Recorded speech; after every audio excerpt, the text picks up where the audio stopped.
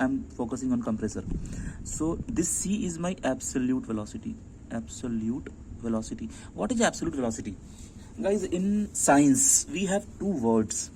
One is absolute and one is relative. I want to give detail here, just a minute. See here. What is the meaning of absolute and what is the meaning of relative?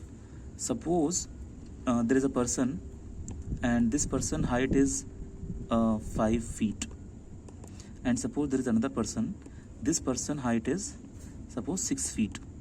So height of this person is 5 feet, this is absolute height. 6 feet is absolute height. Relative height is it can be -1 or it can be +1. Two answers are possible for relative height. If I will ask what is the height of the first person with respect to this, then it is -1. If I'll ask what is the height of second person with respect to first person, then it is +1. Okay. So relative concept is different, absolute is different. So right now we are discussing suppose you have any velocity symbol C. So this symbol C will represent absolute velocity. Absolute velocity. This absolute velocity will be having three components. One component will take the air in forward direction. Suppose this is your engine. So in this engine we are discussing compressor part. So air will enter at any with any velocity. I am saying C velocity, but air has to go here forward. So C is not taking air in this direction because C is taking air in this direction. It means what? There is some component present which is taking air in this direction. That component I am saying as CA. CA. Okay. So this CA is a component. Okay. And you can see air is not going in this direction. Air is going in this direction also, in this direction also. It means what? There is definitely one more velocity which is taking air at radial direction, in radial direction. So suppose that is your CR. So CR is also the component of C. Not only that, air is also circulating about the shaft. So that circulation in the air, or you say that rotation or that revolution in the air particles are coming. It means some other component is present, and which is the air component, that is CT, tangential component.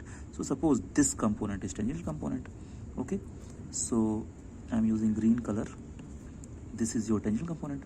So this is your tangential component CT. Okay.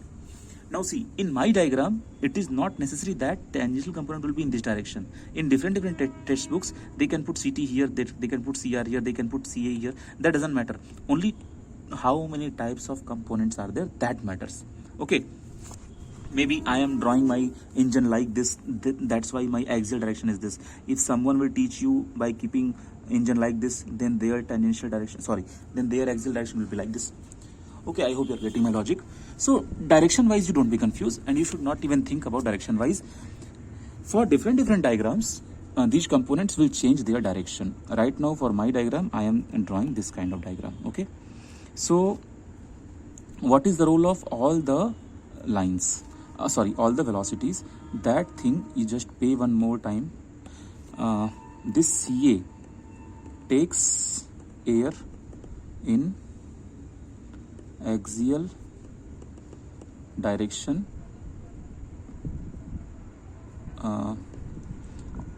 bracket you say forward, means forward direction. Now this